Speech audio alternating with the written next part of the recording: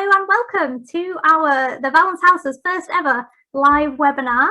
While everyone's arriving, I just thought we'd share a few pictures that I'm sure lots of you will recognise, historic pictures from the Becontree estate. I'm just going to give everyone a couple of minutes to enter the Zoom and then we shall get started.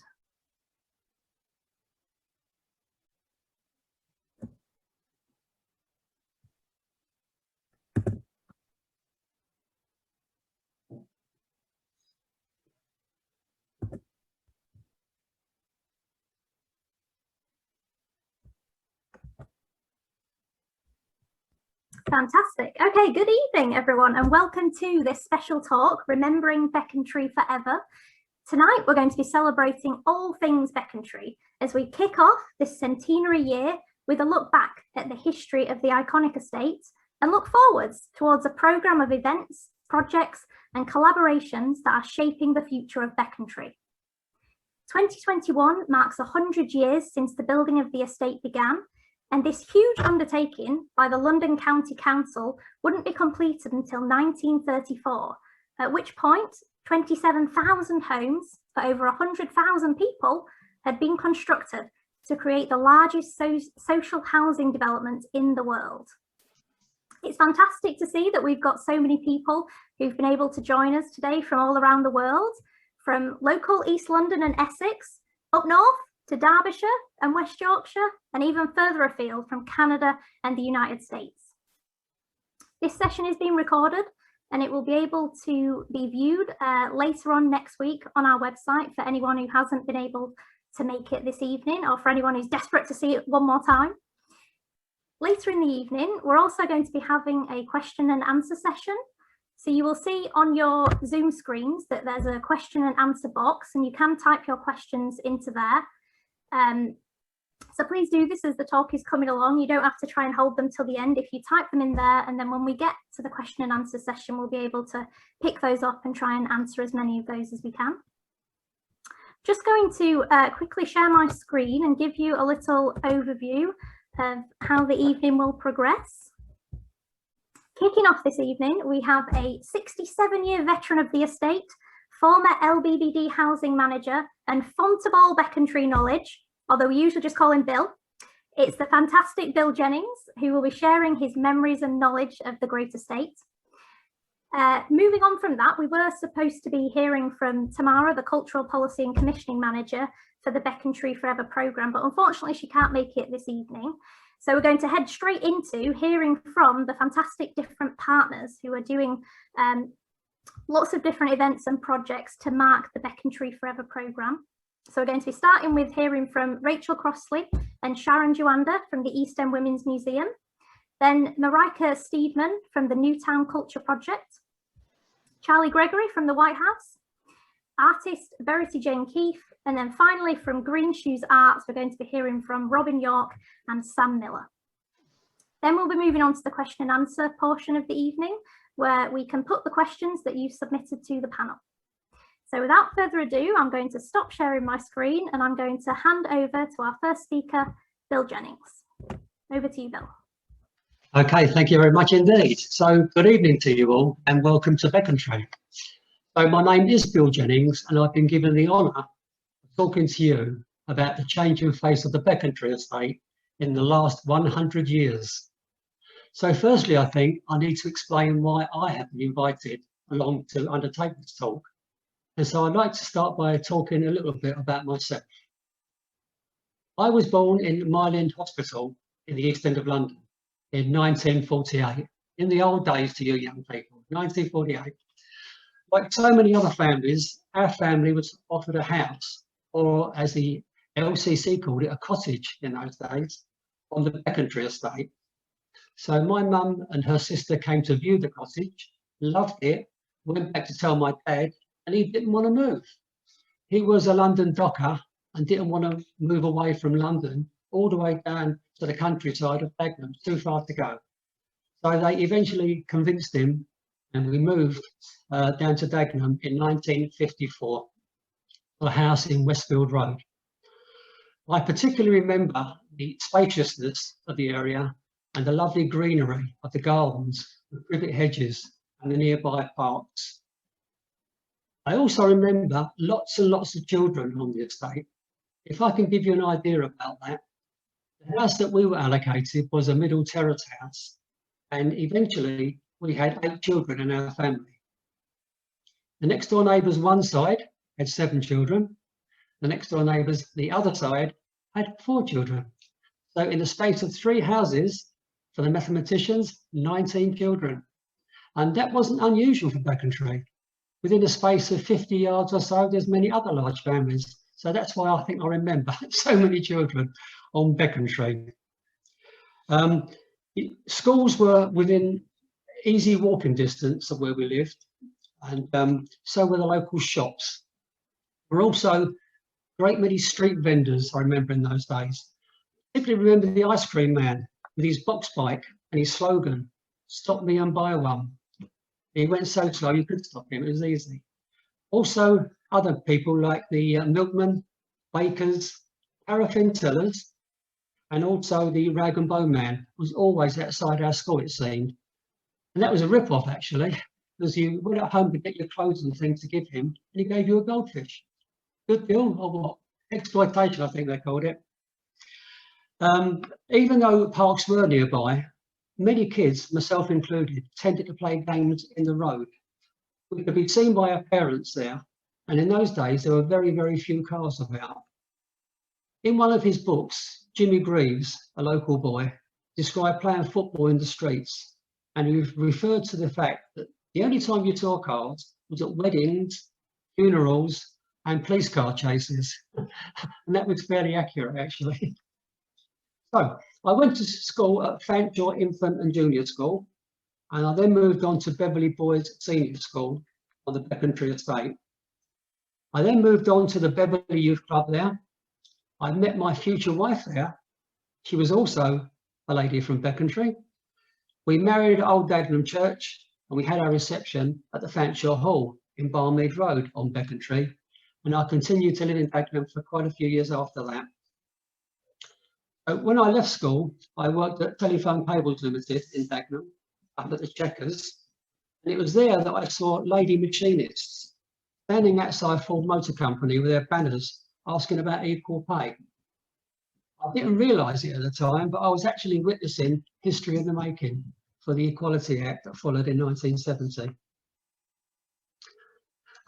So then I spent the next 40 years after I left Telephone Cables working for the London Borough of Barking, as it was at that time. I worked 36 years in housing, and for 25 years, the last 25 years in fact, I was the housing manager of the Becontree estate. For the last 20 years, I've also been the tour guide of the Becontree bus tour, which is held every year, and it's part of what they call the London Open House Weekend, always in September. I'll give a little plug here for the bus tour. I might get a few more regulars for the next tour this year, hopefully, if we have one. So we've been doing it since the year 2000, and we decided in housing that the only way to show off our very historical estate was to show people around it. It wasn't very interesting sitting in a room talking about it. Much, much better to go and see it. So we actually had a bus we rented out for Sunday morning, always a Sunday morning, and we meet up at the Civic Centre about 10 o'clock, and then we go on a 4-hour free tour of Becontree. Might sound ridiculous to some people, I know, but almost every year we get a full coach, so it must be popular to some people. So as was mentioned at the start, I've been involved with Becontree for the last 67 years, and it's my pleasure actually to continue to do that in the future. So we'll move on from me now. It's quite enough about me. As you're probably aware, 100 years ago, Dagenham was primarily a market garden area, and it was, once again, a sea of green.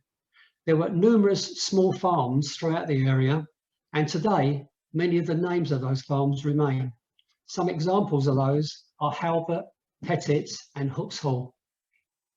Now, this slow, peaceful existence would have probably carried on for many, many more years if it hadn't been for the outbreak of World War I.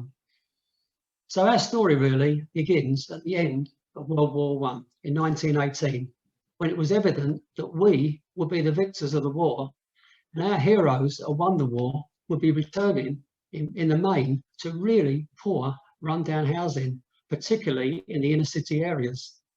So a cry went up from the public, and the famous slogan, "Homes Fit for Heroes," was born. And on this occasion, central government had to listen to the people. They were very aware of the Russian Revolution the previous year, and they knew about social outcry.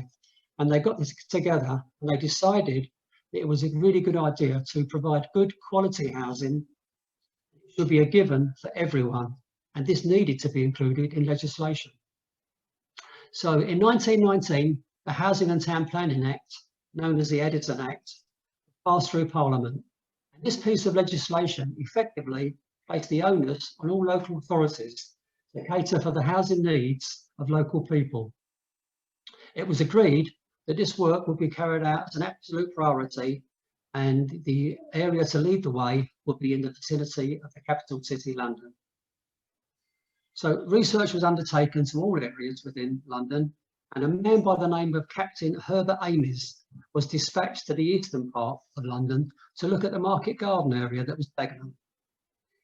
He soon established that 3,000 acres of land could be purchased from Dagenham and also the neighbouring boroughs of Barking and Ilford.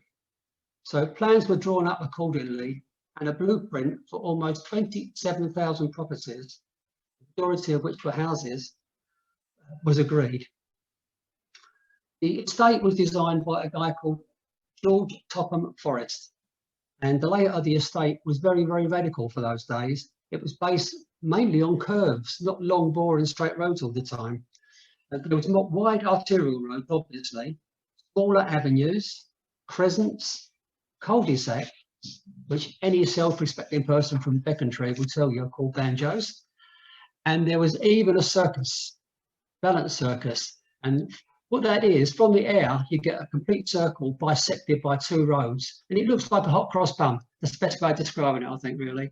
And that's the only circus I know in the immediate vicinity of Becontree.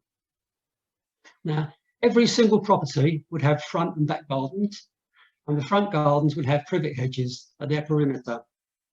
Every property would have hot and cold water, 1 or 2 living rooms, between 2 and 4 bedrooms, and a kitchen, which in those days was called a scullery back in the 1950s when I was there. And it would also have inside bathrooms and toilets. Now, I mentioned hot water just now, and the way of heating the water in those days was through a floor-standing boiler, which we called a copper in those days. You might have seen them in some photos you've looked at. These coppers stood in the corner of the kitchen, heated the water up, and then the water had to get to the kitchen sink, obviously. But mainly the bathrooms were upstairs, and it had to go to the upstairs bathroom. And the way we got the water from down to up was a massive pump. If you imagine a bar in a pub and pulling the handle, it was a bigger version of that. So you had to pump the water literally by hand up to the bath. And it took ages. I mean, lucky there was 8 kids in our house, we took it in turns. It was really quite funny. So the minimum standard was drawn up by the Tudor Waters report, and this would serve as a minimum standard for all local authority properties in the future. Incidentally, Captain Herbert Ames was to become the first ever estate manager of the Becontree estate, even before me. Wasn't bad, was it? So a vast amount of land was allocated to the provision of open land that would serve as parks. In fact, 10% of land was allocated for that purpose alone, and that is a real big chunk of land. The 2 large parks on the estate were Parslows Park and Valence Park, where I think I must have spent half my childhood. In addition, there were hundreds of small amenity greens provided, predominantly at road junctions. Schools had to be built, as did shopping parades. They had to be built at strategic locations. From where I lived in Westfield Road, we had easy walking access to Martin's Corner, 5 Elms and Heathway, the shopping centres. And we also had a small wooden hut at the top of our road in Halbert Street called Monk's. That little hut became a bigger and better shop, I guess. But these days, 2021, I believe that most local people still call it Monk's, so the name lingers on. There was very little in the way of public transport at that time, and links had to be established between the estate and London. And in due course, the district railway came along and a plethora of buses. So the contract was to build 27,000 properties, as I mentioned. The timescale to provide the properties stretched to 15 years. And the whole of the project went out in a single tender, incredibly. 21 contractors submitted tenders, all very, very interested in winning which would be the project of a lifetime. And the winning tender was from a company called C.J. Wills. So what a tender to win.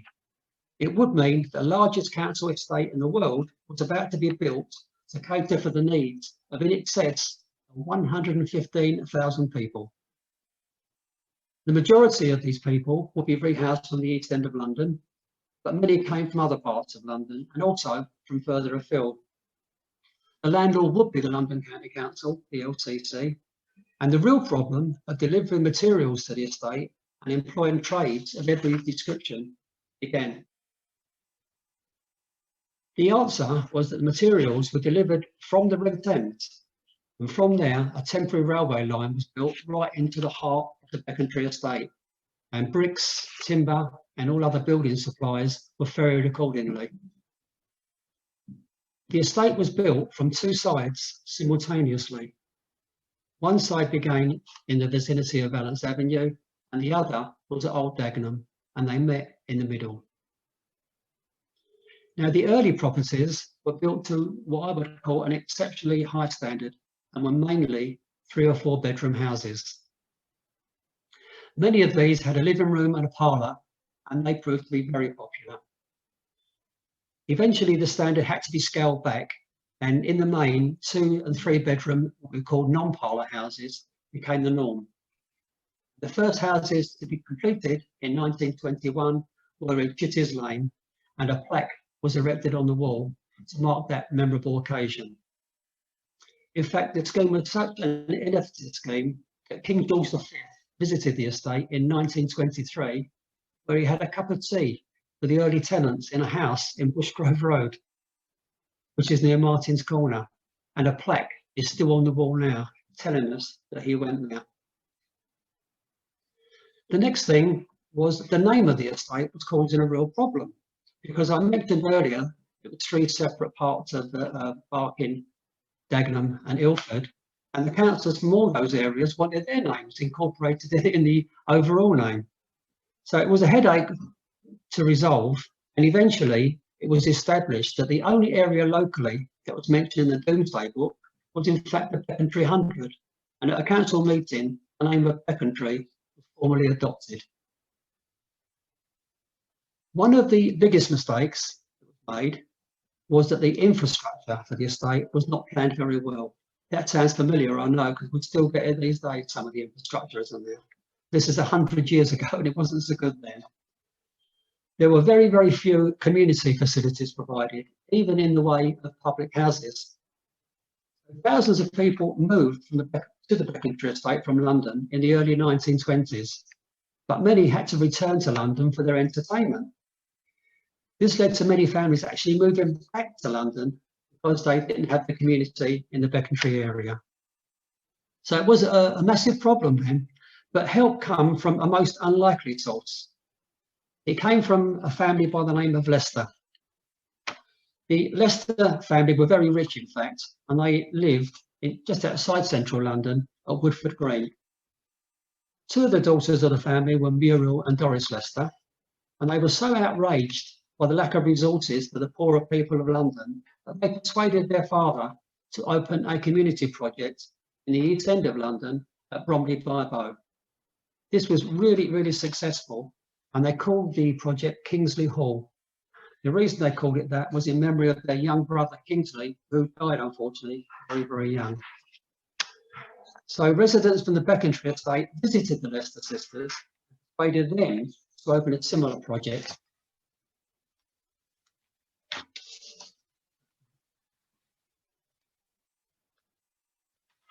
So eventually what happened was the project was opened with just a caravan and marquees. I've lost my notes here.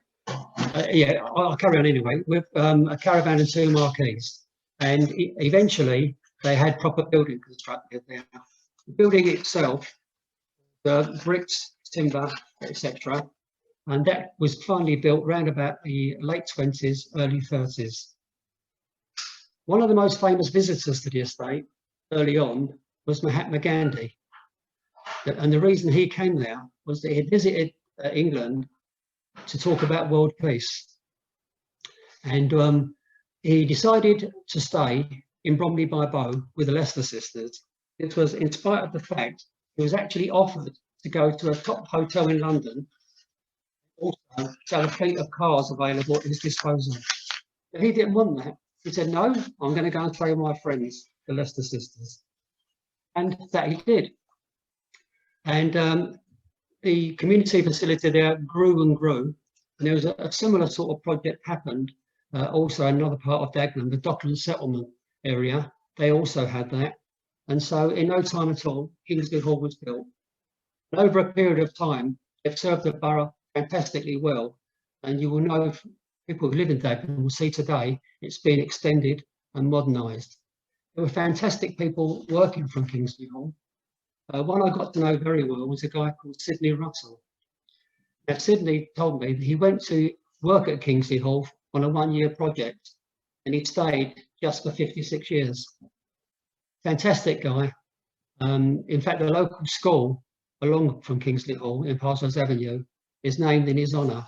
It's a Sidney Russell School where he was also chairman of the governors. Other people who served as well was a lady named Phoebe Norris Kirk. She brought to the area the town twinning principle, and that once again grew and grew. I got to know Phoebe very well. She was awarded the MBE some years ago. She was always there when I took my coach there, my bus tour there, always serving teas. She never ever displayed her MBE. It's always under her coat. She wouldn't boast about it at all. And she was still working there at the age of 100 years. A fantastic lady. And there's similar sort of stories at Kingsley Hall. I can't overdo the fact that it's thanks to them that the community grew and grew on the Becontree estate. Now, one popular misnomer is that the Becontree estate was built because of its close location to the Ford Motor Company. In fact, the complete opposite is true. Ford Motor Company was originally based in Manchester, and when it was seen that land was available in Dagenham and that the largest council estate in the world was being built there, Ford bought a massive amount of land between the River Thames and the periphery of the new estate. So this happened in 1931. Ford actually opened their factory, and that's obviously 10 years after the Becontree estate opened. So I think it proves the point. Interestingly, many of the workers who came down from Manchester to work at the new Ford Motor Company in Dagenham did not qualify for council housing, ironically. So a private estate called Rylands was built adjacent to the Ford plant to cater for those needs. Later, however, the rules were relaxed by the local authority and Ford workers were allowed to apply for council housing. But for the next 75 years, Ford's became the biggest employer in the Dagenham area, and almost every family on the Becontree estate had a member who worked there at some stage. Over a period of time, the properties on the Becontree estate were passed from the Greater London Council to the Greater London Council from the London County Council. And then moving on in 1980, it was transferred to what was then called the London Borough of Barking and Dagenham. I think it's fair to say that the Becontree estate has changed considerably over the last 100 years. The majority of the houses and flats on the estate have been sold off under the right to buy provisions of the 1980 Housing Act. Gone now are the majority of those lovely privet hedges and lovely front gardens I spoke to you about, laid to lawns with flower beds. They've been replaced in the main by driveways, and because obviously people these days have 2, 3, 4 cars. And if you had those cars on the road at Becontree, vehicles couldn't get through. So I'm afraid it's a sign of the times. The majority of gardens have gone now and lots of driveways have taken their place. The demographics of the estate have altered, so has the ethnic mix of the borough changed tremendously. So I think it's fair to say we now had true diversity in the London Borough of Barking and Dagenham. Most of the old pubs and the cinemas are now gone from the estate. You know, people at Becontree used to give directions by naming pubs. You turn left at this pub, you turn right at that pub. And every kid could tell you about the days of Saturday morning pictures. There were lots and lots of cinemas in Dagenham, and we spent 3-4 hours every Saturday morning watching Saturday morning pictures. It was wonderful. So over time, big companies such as Ford Motor Company, Telephone Cables, May & Baker, etc., are no longer there. They've closed down, moved out. On the upside, I need to mention this, I think, I'm pleased to see that the former May & Baker company, situated opposite Reed Road in Dagenham, is now being developed, and it will be the largest film studio in the country. This should bring more jobs, while also increasing the profile and improving the profile. With specific regards to the housing profile, as you can imagine, most of the really desirable houses were sold off very, very quickly. And following this, I think the fate of the estate changed tremendously. At first, the estate was criticised for being a one social class, one height estate, and it had no character at all. And you have stories of people going to the local shops and they couldn't find their way back because all the streets looked the same. But you also had other people that loved the community feel and the rural feel of the borough. And there's a story of one lady who described it as heaven with the gates off. Quite a lovely statement, I think. So I think it's fair to say, once the tenants bought the properties, many wanted to improve them. And the way they improved them was to, I suppose, to stamp their individuality on the property. They fitted new windows, doors, roofs, etc., laid driveways and built extensions. They also painted the houses a variety of colours. And I think it's fair to say now that some were quite ostentatious. Some had statues in their driveway, their entrance to the small house. Their choice, I know, but perhaps it was a little bit too much, but there you go. I think it's fair to say that not all roads look the same anymore. There are also numerous other social landlords in the borough now. And if I can briefly return to the right to buy, I believe that this led to both winners and losers. The winners quite clearly were the tenant to purchase the properties at substantial discounts, up to 65% discount. That's incredible. This gave them the key to social mobility if they wanted to move somewhere else, or it gave them a legacy to leave to their children. And so, ironically, the losers were their children or their grandchildren, as their chances of being allocated a council house in the future have diminished as the housing stock dwindles.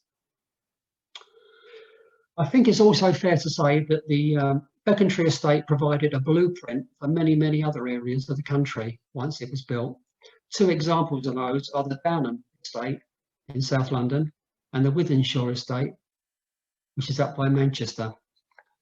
And they're not carbon copies as such, they're smaller copies of the Becontree estate.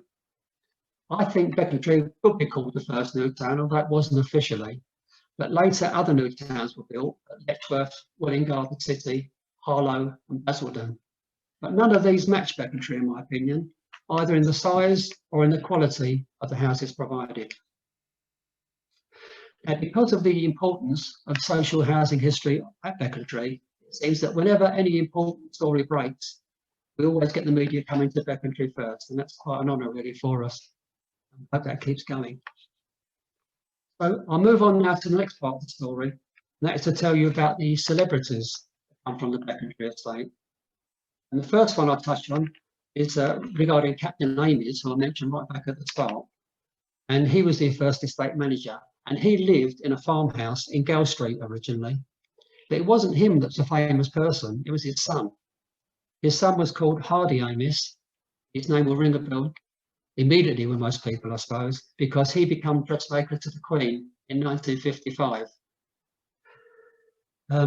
So eventually Captain Amies and his family moved from there into 884 Green Lane, the famous White House in Green Lane, which I think you might see a bit later on tonight. First main person really to mention who made it big time on the estate was George Carey. George Carey lived in 2 different houses in his lifetime on the Becontree estate. He lived initially in a house in Woodward Road, and then he moved on to a house in Reed Road. He went to school there at Byfriends. He married a girl from there. He became the rector at Old Dagenham Church, where he used to go to pray. And eventually, of course, he became the Archbishop of Canterbury. So how good a journey is that for a boy from Becontree to become Archbishop of Canterbury? The next story I'm going to touch on might be a bit contentious for some people. I'm going to talk about football. You can't mention Becontree without talking about football. It's impossible. It's ridiculous in a space of 4 square miles. We have so many famous footballers. So I won't mention them all. But what I would say, which is the contentious part, is that we will know for the last 55 years, West Ham United supporters have told us that they won the World Cup. I would contend London Borough of Barking and Dagenham won the World Cup. If you go by numeracy, as people do, West Ham had 3 people involved in the squad World Cup. Barking and Dagenham had 4. So it doesn't take much working out, really, does it? First of all, we had the manager, Alf Ramsey. He lived at Parish Cottages in Halbert Street.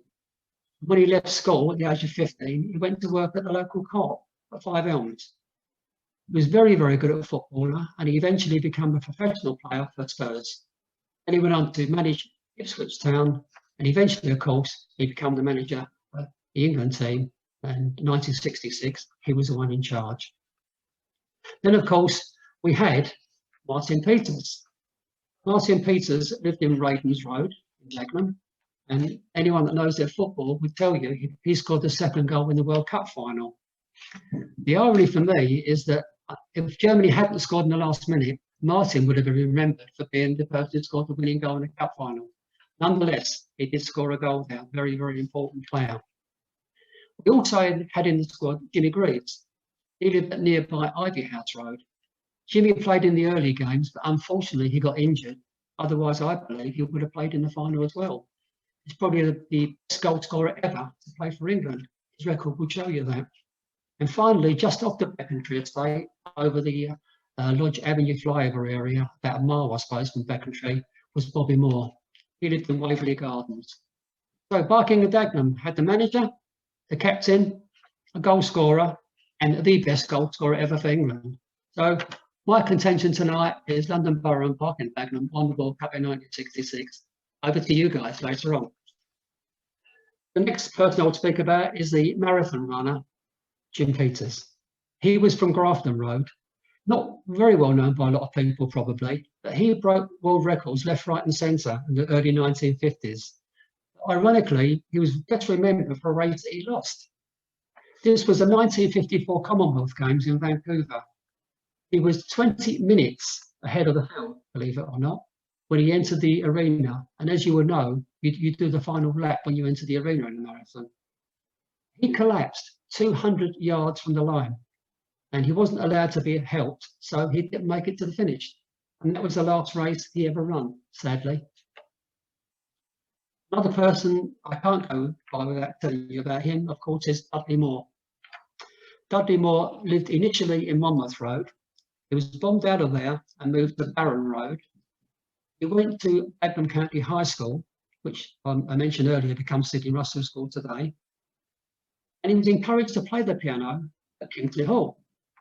The reason for that, the story I've heard, is that there was a youth club there, and he went to the youth club, but Dudley had a club foot, and he couldn't play the usual games like table tennis, etc. And so Sidney Russell, he heard a tune coming from the church hall. He walked round to see Dudley playing the piano there, and he was playing it very, very well. And he said, you know, you've got some talent there, son. We need to do something about that. And I believe he papered some letters to Dudley, and the rest, as they say, is history. Dudley went on to be a brilliant musician. Once he left Oxford, he became an actor, and he became well known all over the world. He moved to America, but whenever he came back to England from America, and he came in the local area, he always visited Kingsley Hall. He knew where his roots come from, and he even gave free concerts at Kingsley Hall. Another person associated with the Becontree estate is Sandy Shaw. Everyone remembers Sandy Shaw, presumably, Eurovision Song Contest winner. She went to Five Elm School on the Becontree estate, and although she later went on to move to Raynham Road South, which is on the periphery of Robert Clack School, she nonetheless was initially a Becontree girl. And you can't mention music without mentioning Dagenham Girl Pipers, can you? The Dagenham Girl Pipers were founded in 1930 by a Canadian called Joseph Waddington Graves. He took over as a reverend at Osborne Hall in Dagenham, and he had this crazy idea of teaching young girls to play bagpipes and walk up and down in a military style. Never be successful, will it? Who would know? So many girls were keen to play, he soon had to move out of Osborne Hall into the Territorial Army Hall in Halbert Street. And as you all know, Dagenham Girl Pipers became famous all over the world. And we're now 90 years on, and the Dagenham Girl Pipers are still performing today at various events, so they will never be forgotten. We also had a couple of groups you remember, or bands. There was Brian Paul and the Tremolos, very famous in the 60s. A young group called Flintlock came from the area, and an old person by the name of Max Bygraves. I've got to tell you very briefly about Max. Wasn't a wonderful singer, I don't think, but he's quite a funny man. And he tells a story about the Merry Fiddlers pub. And the Merry Fiddlers is probably the most famous pub, I would say, on the Becontree estate. And the story that Max tells, or used to tell, was that he said, my first gig was in a place called the Merry Fiddlers at Becontree. I got paid 10 bob a night then, and I earn double that now. And he kept saying that time after time, year after year. So quite a character. So they're the famous people. I can go on and on about these people, but I'll be all night, to be honest. And I know I'm coming to the end of the time, so I will move on now. I'll finish by giving you 3 short stories. During my time with the housing department, it's been my good fortune to work on quite a few television programmes. I just want to give you a flavour of some of those, 3 quick instances. First one was in 2002. I got a call from the BBC to see if I can arrange an itinerary for a programme called Around Britain. And the person doing that would be Alan Titchmarsh. He wanted me to find him some houses where the tenants had used half the garden for flowers and bushes and the other half for vegetables. That was the old-fashioned way. So we found that, and we went to a house to film. And when we got there, the lovely front garden, he said, we must have something taken in this front garden. It's so brilliant. So we got the camera set up, but unfortunately, next door neighbours had a privet hedge, which wasn't pretty, to say the least. He said, you think I could trim that privet hedge down? I said, well, you might be able to, but I need to ask the tenant now. He said, could you do that? So I went up the garden path, knocked on the door, and this old lady answered the door. She said, what do you want? I said, well, you might have seen outside, we were doing some television stuff for the garden next door. Would it be possible for us to cut down your privet hedge nice and tidily for you? She said, who's going to do that? I said, Alan Titchmarsh. She said, sod off. And she went to shut the door. And as she did that, luckily, Alan came up behind me with a pair of shears. And it's not, I think she probably lived on that story the rest of her life, to be honest. She had lots of photos taken and she loved it at the end. So that was quite a nice story, really. The second one, I filmed with Linda Robson from Birds of a Feather. And she was filming for a programme called Inside Out.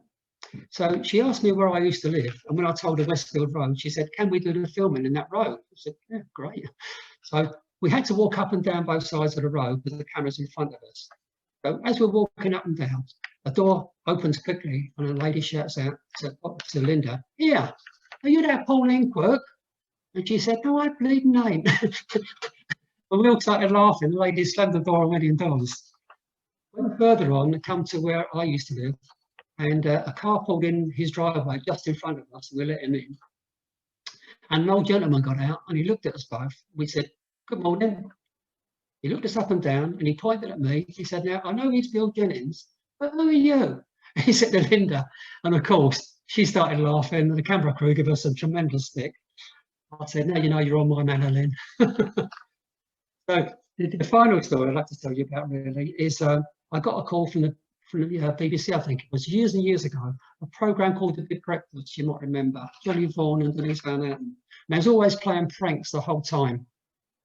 So the prank they wanted me to organise, they wanted to set up on an amenity green somewhere in the borough for a band to set up in the early hours of the morning, so no one saw them set up. And at 7 o'clock in the morning, they was going to strike up their music to see what the reaction was from local people. We found a lovely place just near Wickham Green, set it up nice and early, and bang on 7, they hit the music big time. Windows and doors all open there, but the wonderful people of Becontree thought one little bit perturbed. They come outside, they're singing, dancing, drinking, 7 o'clock in the morning. So I think it backfired a little bit on what they wanted from us, but I thought it was wonderful. And the name of that band was Blue. What happened to Blue? Anyone know? Did they make it? Right. So you might have noticed at the start, I've called this talk The Great Estate. And I've got 3 reasons for calling it that. First and foremost, it was the largest estate and, in my opinion, the greatest municipal estate ever built in the world. Secondly, it's obviously a play on words with The Great Escape, a brilliant film. And I do believe, again, it was a great escape for the people from London and other areas, escaping their terrible condition houses to come to the wonderful rural side of Becontree. Lastly, in my mind, this year, every time we have an event, I will hear the theme tune, The Great Escape, in my mind, and that's lovely. So the very, very final thing I'd like to say is that I'm enormously proud to be a Becontree boy, and Becontree will always be my hometown. Thank you all very much for listening. Thank you very much, Bill. That was fantastic, and it's lovely to see the passion with which you speak about the estate. Thank you. Next, we are going to hear from some of the partners from the Becontree Forever programme. And this is a programme that's a series of art, infrastructure and architecture projects to mark the centenary of the estate. And this programme is really an opportunity to celebrate the estate's beginnings, but also to invest in and to reimagine the future. And at the core of the programme is collaboration with residents and local partners. And the partners that we're going to hear from first of all this evening is Sharon and Rachel, who are from the East End Women's Museum. Over to you, ladies. Thank you very much. Thanks, Stacey, for the invite. It's very lovely to be able to speak to you all this evening. And thanks to Bill for setting us up so fantastically.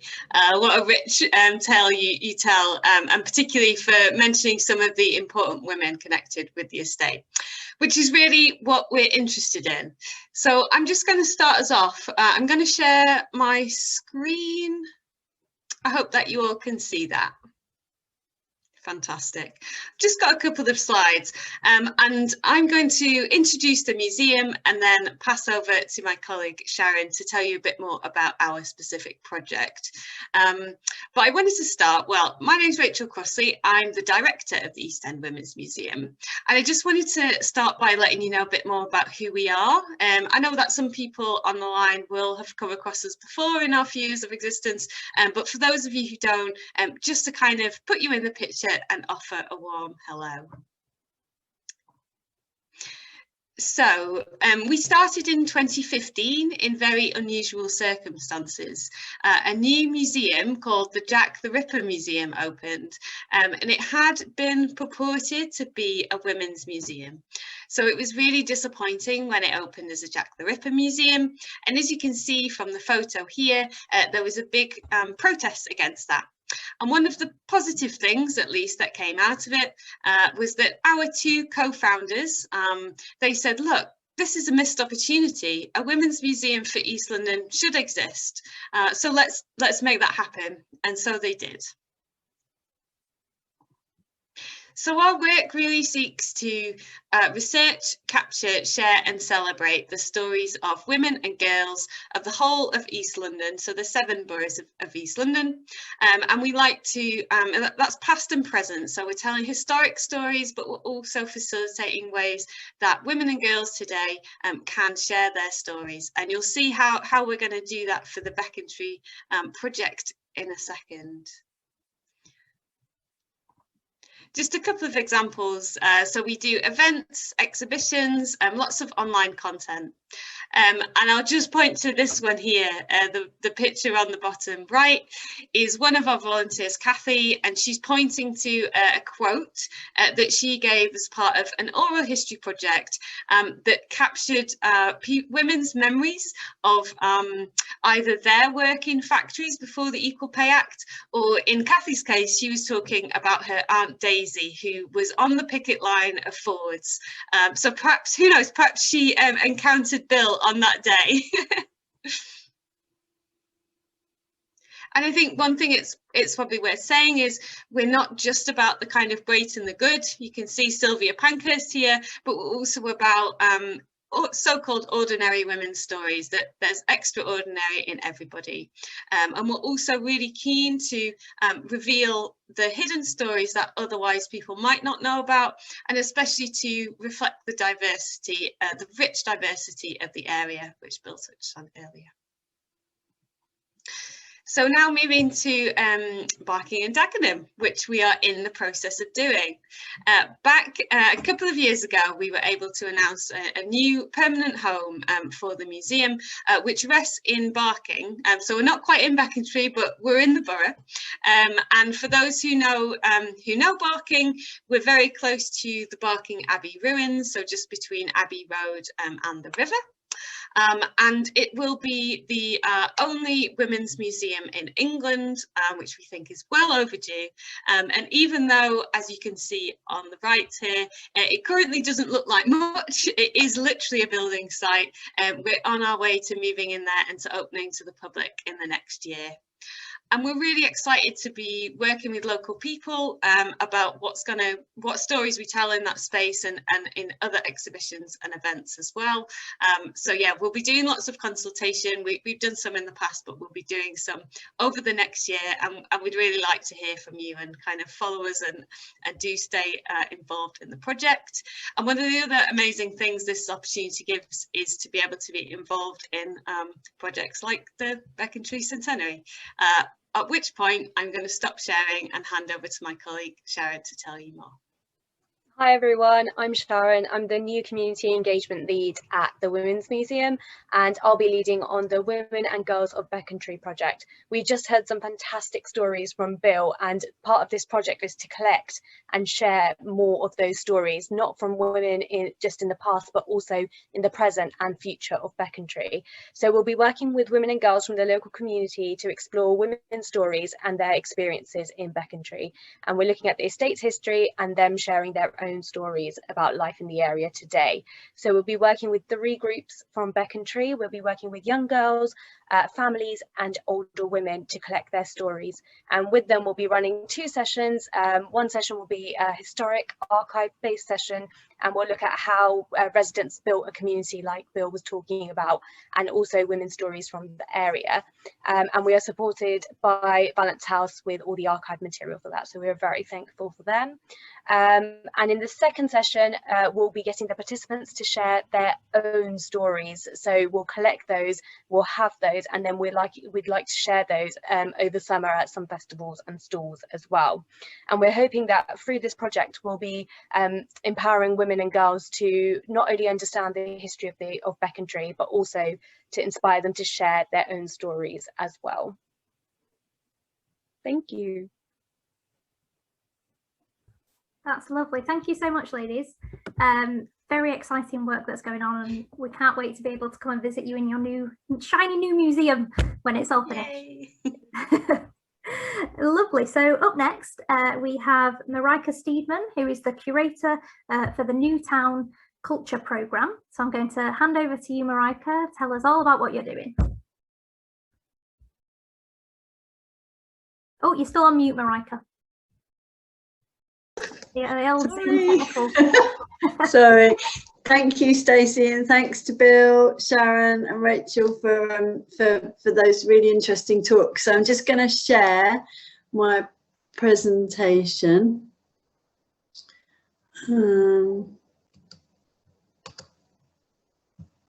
I think, let's have a look.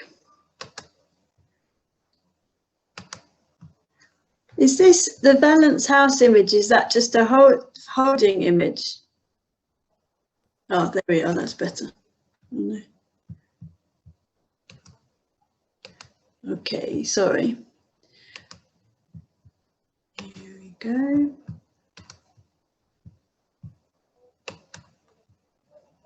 Brilliant. Sorry, just nearly there. Okay, great. So I think this project's probably going to feel quite different to the things we've talked about so far. So I work in Barking and Dagenham Council, and I'm running a big project that is really thinking about how we can support some of the most vulnerable people living in Barking and Dagenham who use social care services. And what we're really interested in is thinking about particularly how we can support people using creative approaches, so art and culture and creativity. And the reason why I'm here today is because a lot of the work that we've done has been so successful that it's now going to be shared as part of the Becontree Centenary, Becontree Forever celebrations this year, which is really exciting. So a lot of the work is going public this year. So just to give, I'm not going to read all of this to you, but Newtown Culture is basically a programme of art and culture activity happening right across social care services, which doesn't really happen anywhere. It's not something we're used to seeing. And really our aim is to see that offer as something that anybody can get involved in, embedded in social care practice. And we're really interested in thinking about how we can make the actual delivery of social care, so young people in care, young asylum seekers, even young people that are working in youth offending services, how we can work with them in more creative ways so that we can really set them on their way in terms of their lives and future development in really engaging ways. So we do that by working with loads of local organisations. One of those is the White House, and you'll hear more from them in a minute. They're based on the Becontree, and we work with people like Tate and Barking and Dagenham College. And we also work in adult social care services, and we work with the Serpentine Gallery there. So just to set the scene, the reason why we're doing it here is something that a social worker said to us. We've kept their name completely anonymous. They said, we can get very blinkered in social work, monotone social work. We need to recognise we're working with different children with different cultures and needs. And then she says, I was sceptical about the idea of art and social work, but now I feel I understand how to adapt it so it's more fun and engaging to children. So basically what we do is we run clubs and projects and mentoring for young people aged 5 to 21. We also work with adults in social care services. We've worked with the people that have experienced domestic violence. We've worked with people who are users of end-of-life care. We've worked in all sorts of ways. And we've also set up training for staff. So we've set up new courses to really back up the people working on the front line. So here is this is when it all kind of starts to come to life in terms of Becontree Forever this year. So as a result of all these amazing projects within adult social care, the Serpentine Galleries are going to be setting up a broadcasting station, a radio station, right in the middle of the Becontree in Valence House Library. And that's going to be a permanent feature on the estate. And the idea really is it's a resource for local people to use. And we'll kick it off with lots of activity related to our Newtown Culture programme and with 4 artists that we've been working with on projects. And then I'm not going to go into lots of detail about these projects because you're going to hear more from Charlie at the White House in a minute. But one artist, Joe Nami, was commissioned to work with young people across social care services, and he's a project called Assembly Mixtape Club. Then again, the writer and poet Belinda Zawi worked with a group of mostly young women who are in care to explore the power of poetry and spoken word. We were able to work with whole foster families, so foster carers with their birth children, birth grandchildren and foster children, and they come in every week to the White House to make art. And they did a project called A Place with a Heart, A Place to Grow, and they used archival images from the Becontree. There's going to be a project called Jam the House in the summer 2021, working with young people again, and the idea is that they'll kind of develop a new work of art with the artist Ashlyn Evans that will go in one of the social care buildings in Dagenham and be permanently there. We're working with unaccompanied asylum seekers. and the artist Emma Smith to produce new works of art. There will be a project, again, working with foster families called Black Outside, and it's a gardening project. And then just really to end on this exhibition that's going to open at Valence House Museum on the 3rd of July. It's an exhibition that brings together lots of the amazing work that happened as a result of work with smaller children, foster families across the borough. And it's called Newtown Culture, Art for Young People, Adults Welcome. And it's the introduction here explains it better than I could now. Why are children so much better at playing and being creative than adults? Do adults forget how as they get older? Rebecca has made this exhibition to be a space where young people can support adults to be creative and hang out. And it's a place we hope that families will visit, but also social workers, family support workers, carers, youth workers, or just older siblings will come along and use it as a space to hang out and connect with each other. And there are tons of other projects like these happening. I've just a few of them are going to be presented as part of Becontree Forever, and I hope everybody enjoys finding out more about them. But we've got lots more happening with young people from right across the borough, including young people with profound multiple learning disabilities, young men focusing particularly on some of the issues that they faced, and LGBTQ+ young people.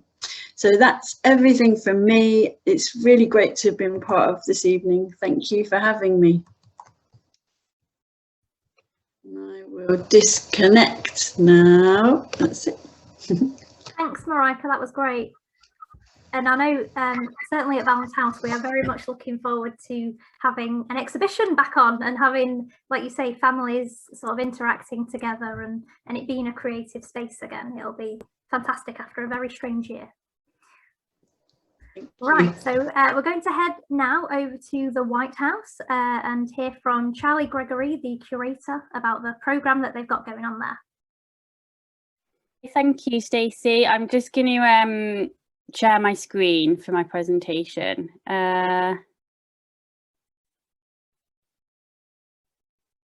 Hopefully it will work.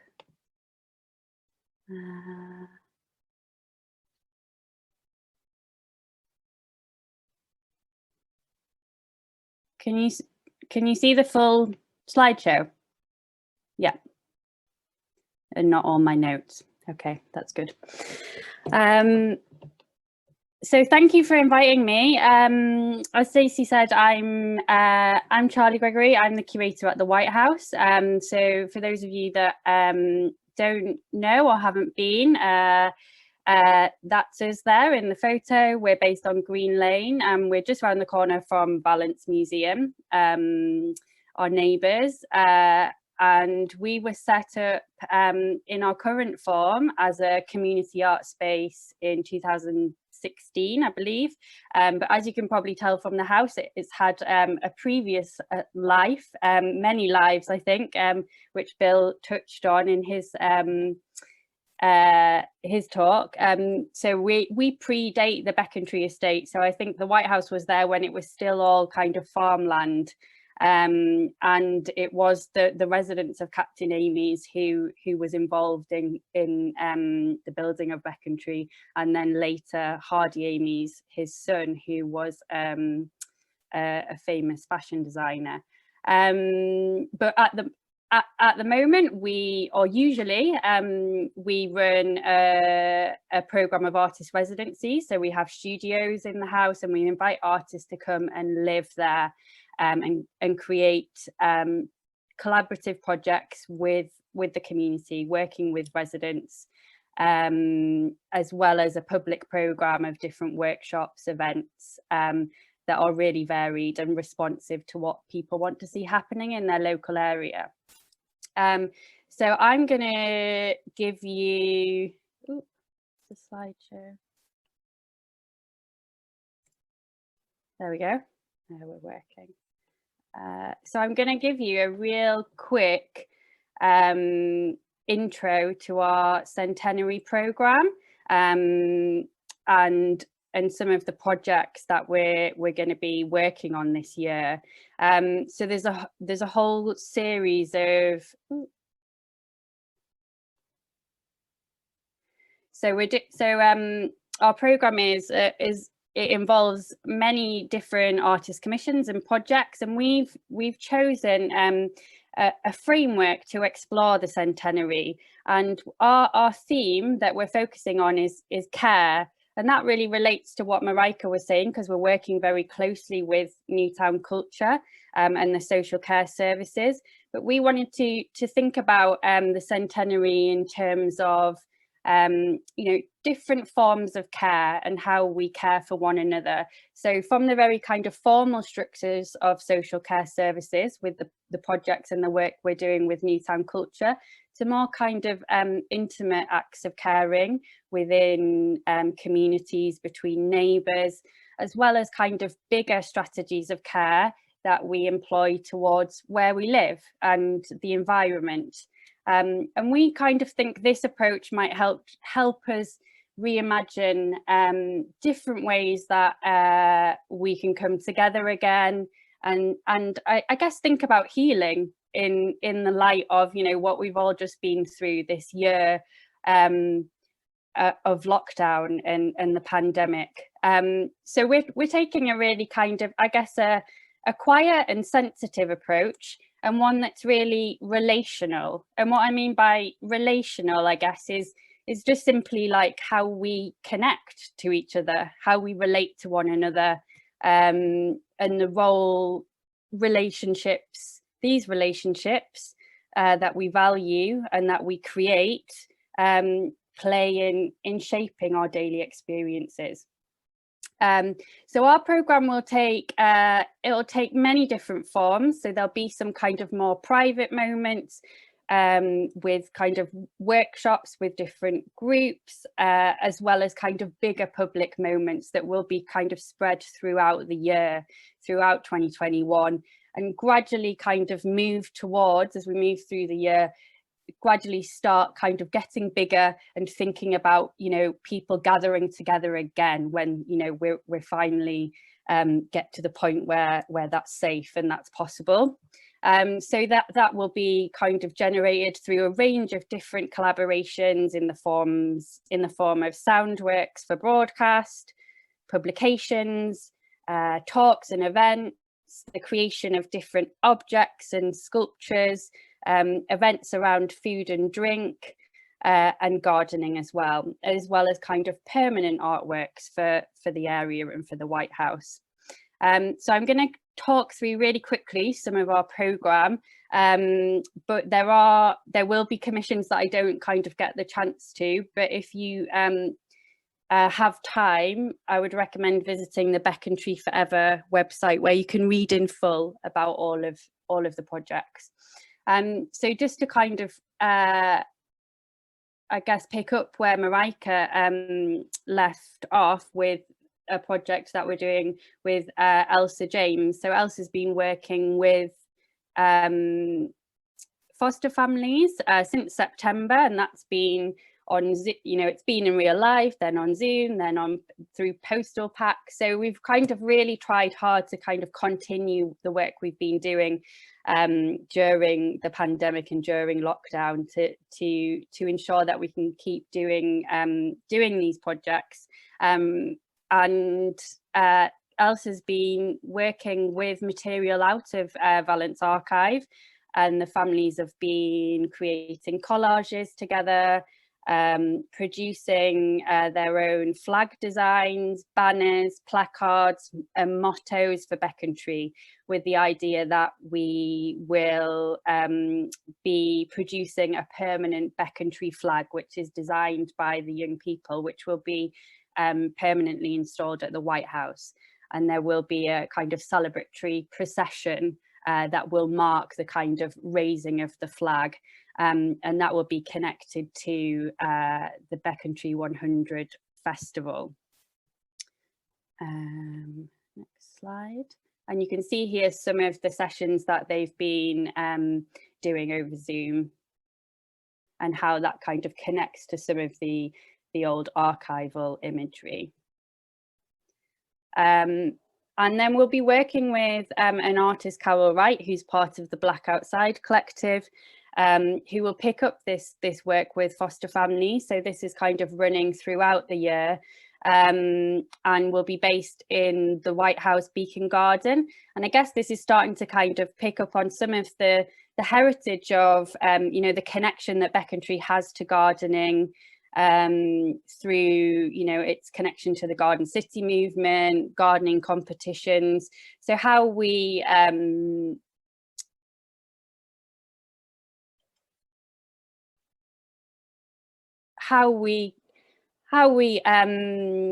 explore, I guess, the cultural and ancestral and communal knowledge around kind of growing and plant history and the natural environment, and kind of celebrating being outside together. And then we'll be doing, from the summer, we'll be doing a sound programme, and that will include 3 artists, Jo Nami, Belinda Zrai and Emma Smith.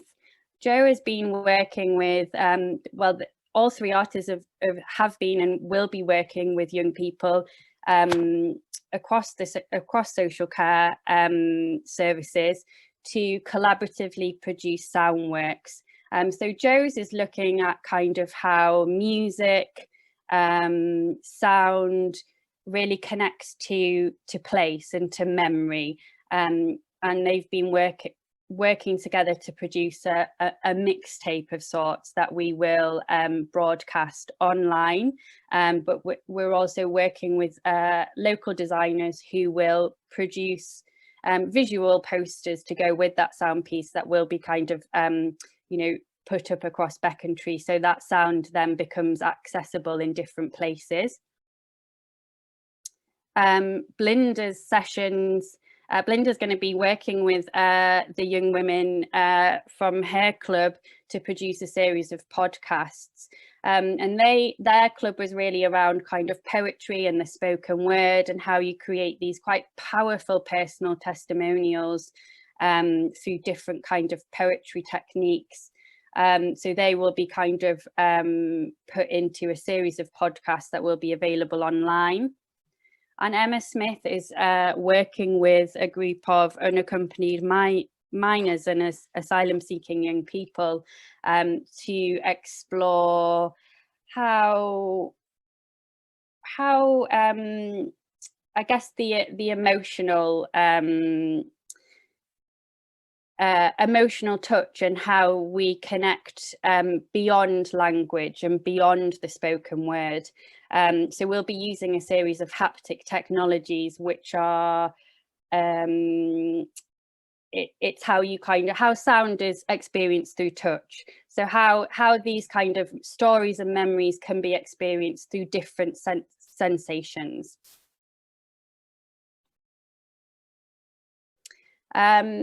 So there's some of the New Town Culture projects we'll be working on, but we'll also be working on a series of other commissions. And these are, I guess, loosely framed around making an object. So just to give you a quick run through, this is a project that we're working on with an artist, Katie Schwab, who is collaborating with a local manufacturer, Abbey Quilting, to produce a new collection of functional textiles. And they've been kind of inspired through quite a long period of research. So Katie is, you can see here a picture of the Dagenham Fordite. So it's taking kind of inspiration from that, as well as the connection to Hardy Amy's and some of his designs, especially from 2001 Space Odyssey, as well as the kind of the offcut bags that the Ford sewing machinists made. So all of these kind of rich material histories of the borough will be incorporated into a new range of textiles. We'll also be working with an artist called Serena Mantle, who will be producing some Becontree bunting. So we will be soon sending out different some digital packs and looking for people to contribute to this bunting. We really want it to be something that everyone has the chance to kind of put their design into and put their stamp on, and that will be again a ceremonial piece of bunting that's produced for Becontree. Am I running out of time, Stacey? I'll just quickly run through. I'm nearly at the end.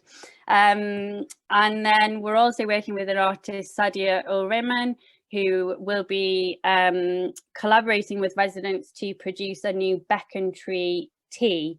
So a new blend of tea that will be developed through a range of conversations, workshops, pop-up tea salons, to kind of bring together all of these flavours and essences that make up Becontree into a new tea.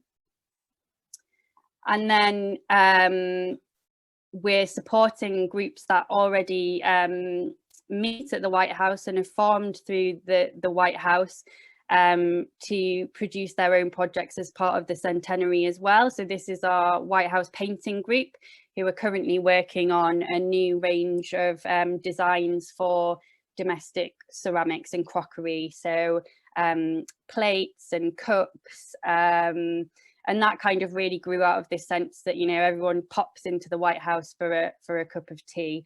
So how do we kind of create this White House set of crockery? And that's similar to the White House Poetry Circle as well, who are working on a poetry anthology of their own poems and stories, but also will be kind of doing a bit of a call for other local writers to contribute to. So that's a really, really fast run through of our projects. I just wanted to end on two ways that to currently get involved with Becontree Forever and the Centenary projects. The first one is Becontree Plaques. So there's an open nomination process. I think it closes on the 7th of April, and I think, you know, Bill was talking through some of the famous, well-known Becontree residents of the past, but this is really the opportunity to nominate anyone. So it can be your heroes of Becontree, perhaps the people who are less well-known or acknowledged. And that will go into a selection process to produce a series of plaques, I think 20 or 30 plaques, which will be installed around the Becontree estate to mark the centenary. And they've been designed by artist Leonor Antunes. And then this is the very last thing, sorry Stacey, last slide, and this is a project by Shazad Daywood, who is producing a new public artwork which will actually be situated outside the White House, and he is looking for memories and stories connecting to different places on the estate, as well as any objects or motifs that symbolize Becontree for you, as well as any kind of home video footage that you might have, and there's more about that on our White House website. But if you wanted to get in touch with us to chat about these projects more, or have any ideas or thoughts, please do. I've put our contact details on there, and also please do visit the Becontree Forever website, because you can read in full about all of these projects I've just spoken about very quickly, and probably not done much justice to, as well as all the rest of the amazing programme. So that's me. Thank you very much. Thanks, Charlie. That was great. Action-packed, lots of info to get in there. And I recognised a few of the faces from the Poetry Circle photo, Balance House regulars. Yes, yeah. Lovely. Right, well, we're going to move on next to another well-known face at Balance House, which is artist Verity Jane Keith. Hello everyone. Can you see, first of all, can you see my PowerPoint before I switch my camera off?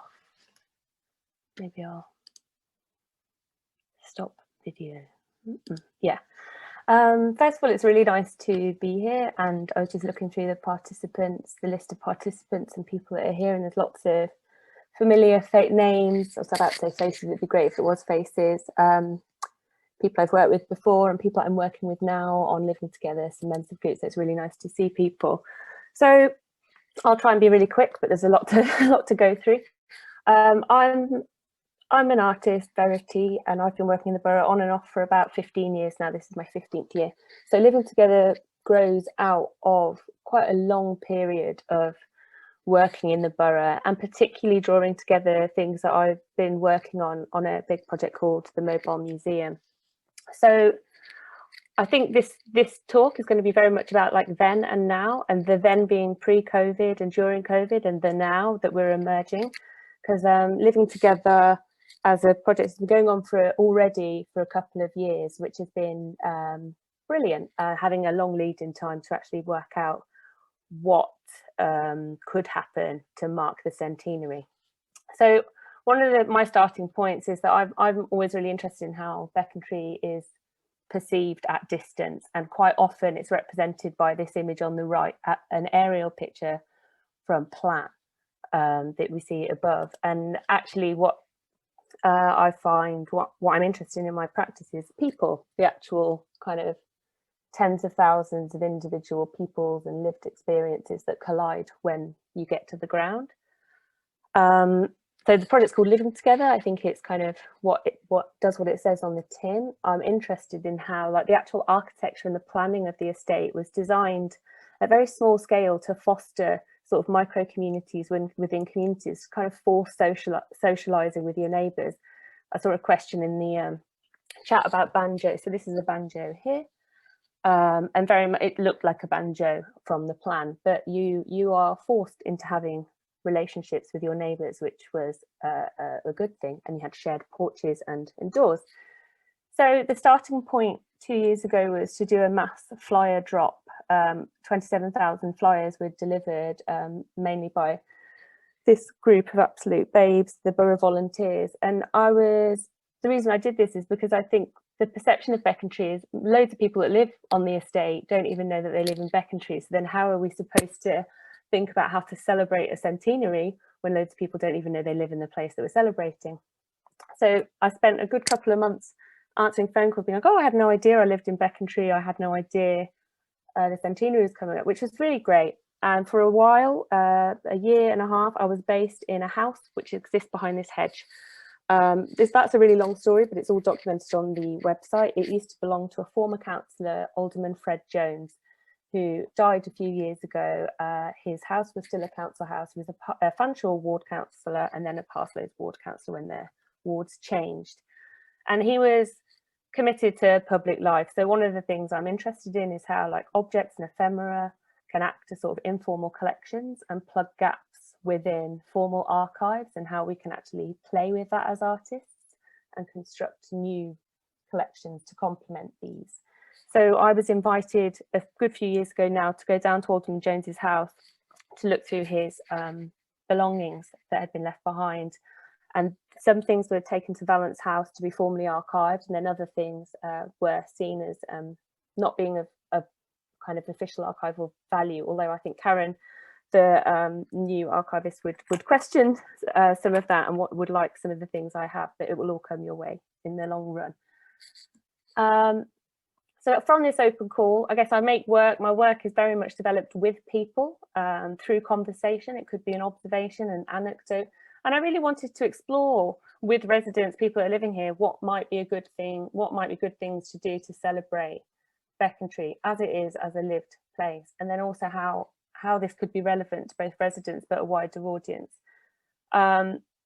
This is a group called the Becontree Group. I think there's another group in the actual audience. We were meeting pre-COVID monthly at Alderman Jones's house, which is being used as very much like a HQ. And it was, you can see it's a Becontree house. So the actual architecture is very much like elbows rubbing up against each other. It's very intimate. It's a domestic space. Lots of testing. This is a project I did, a big piece of work as part of Living Together to celebrate the Addison Act. The Addison Act, Bill touched upon it, is a piece of planning policy, which gave the London County Council powers to build Becontree, basically to develop outside of the confines of London. So one of the things I wanted to explore is how you could make something as potentially quite boring as a piece of housing policy relevant to people that are living in a place.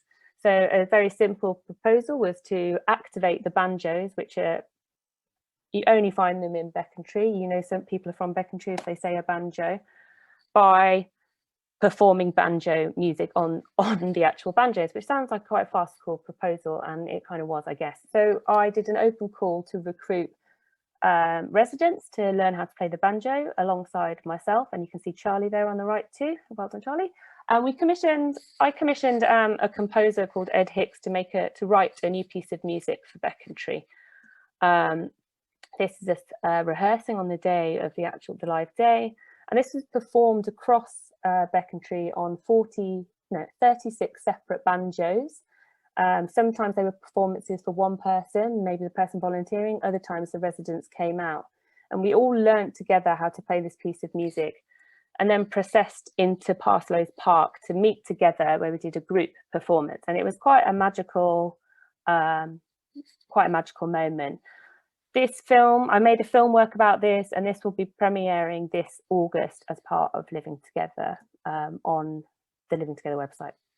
Just conscious of time. No, I'm okay. So then what is Living Together now, and how does it exist? So the Becontree collection I've touched upon really. So I'm developing a new collection, which I guess if you were to slice Becontree in half, what objects, items, photographs, ephemera, anecdotes might represent Becontree as it is today. So I'm very much interested in, the centenary is the last 100 years, but it's also 2021 is the beginning of the next 100 years.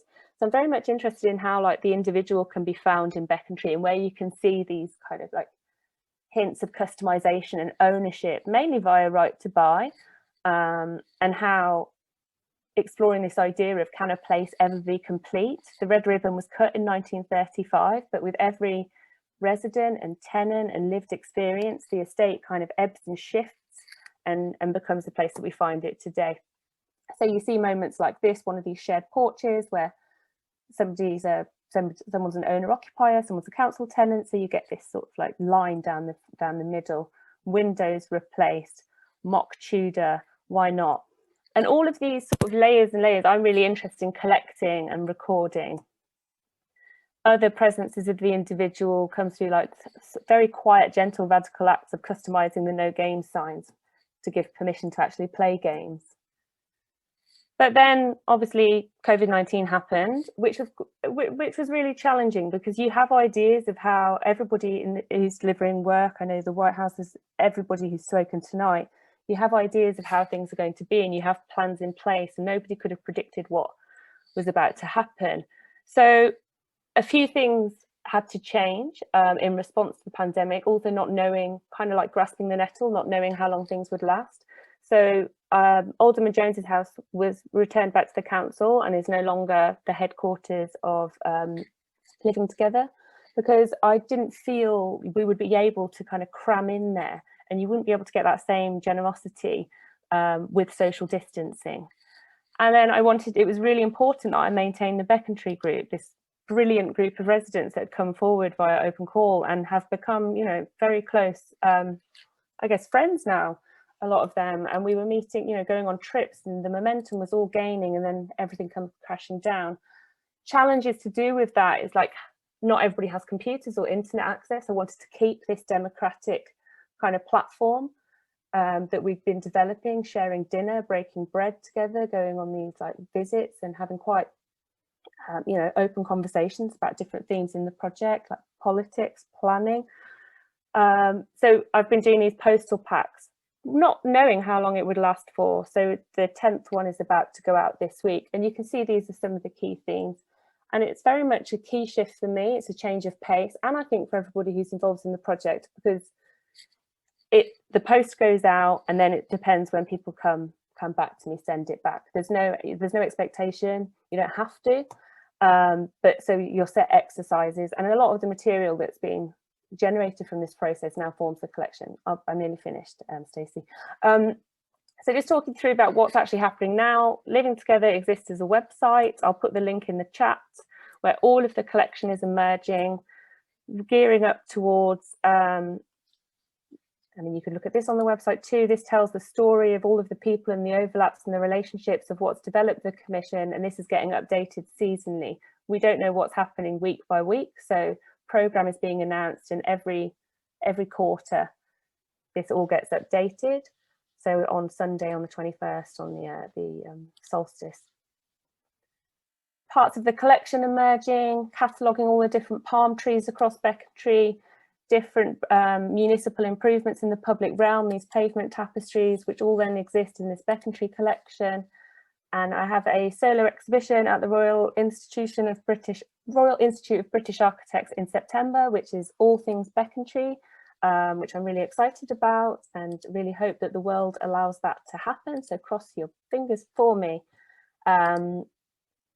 There's a timeline on the website, but again, thinking I love Valence House so much, and I don't say that because they're hosting this, but I have spent a huge chunk of my life working in that archives and digging deep and contributing to the collections of Valence House. And so every piece of work I've done in the borough, I'm trying to signpost and reveal the value of what already exists rather than duplicating.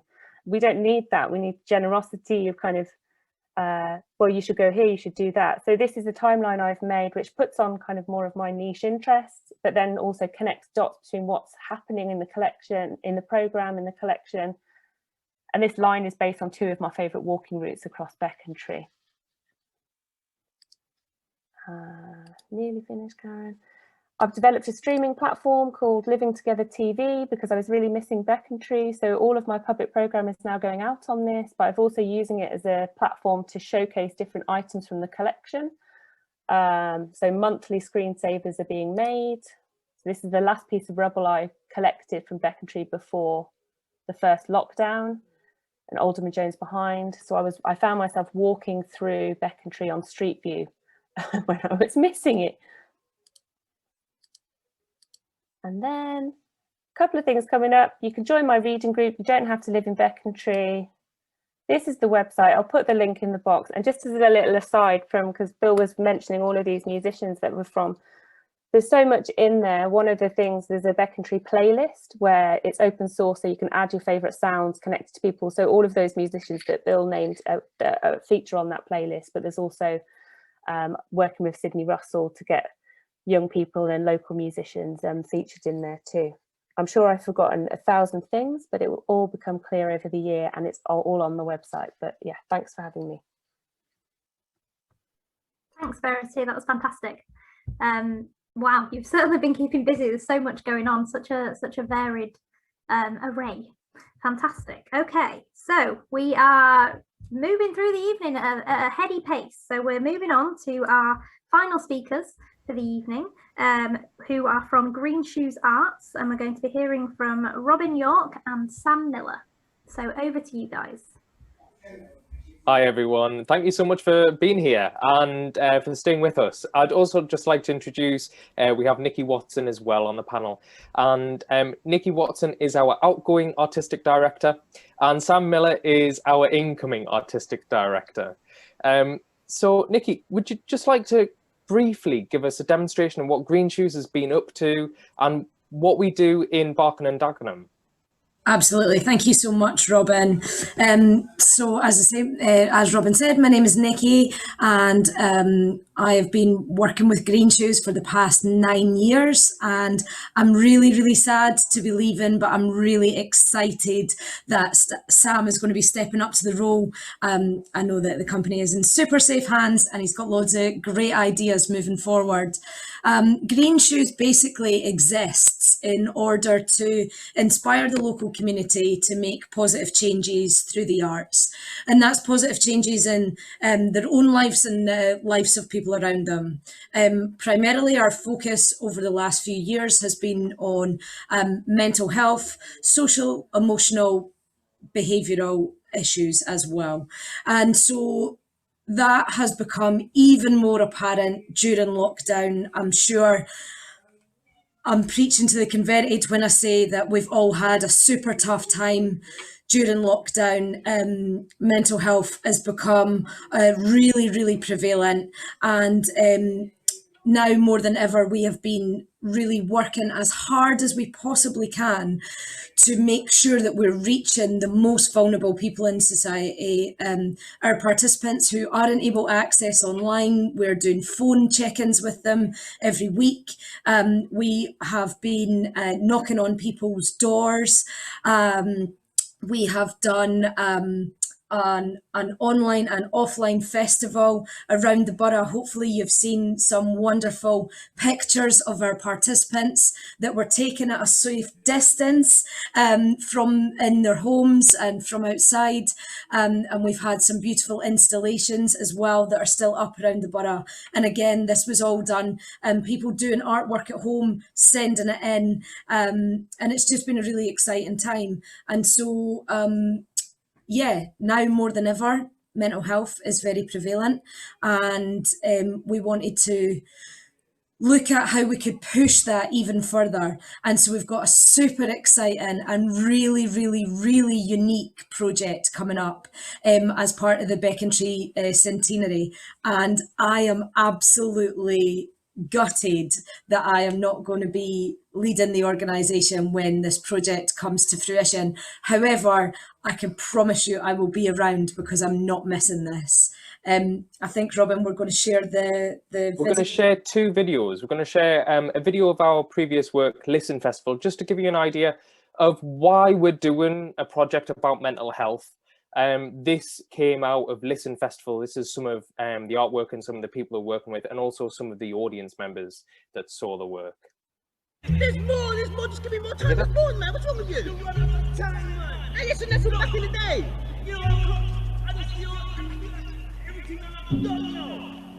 You don't mean that. I thought we were tight.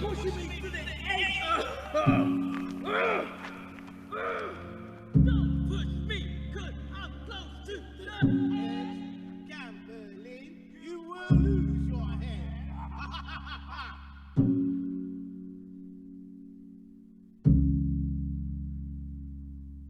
I think one of the things about this group is you have to be able to listen, which is, yeah, it is. You've got to learn to listen, right? Pardon? See what I mean? It's not just about nodding your head as Tony does sometimes. Yeah.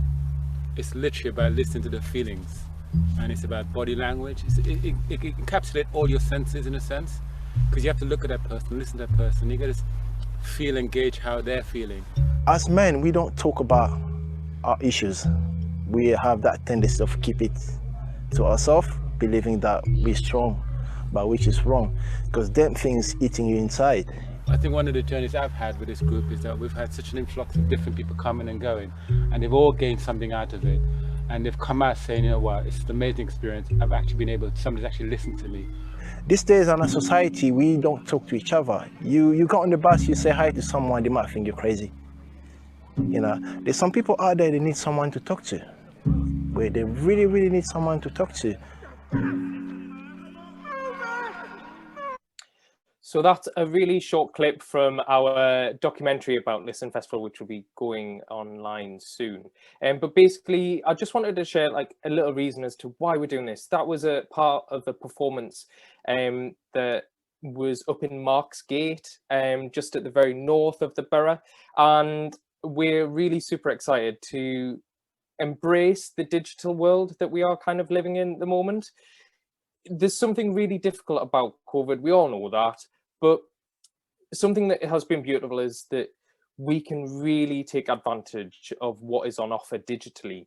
So we've been working with a wonderful, amazing company called Megaverse. They are an award-winning virtual reality and augmented reality digital creation company. They make incredibly inspiring work. And we have been working with them on our new project called Speak Up.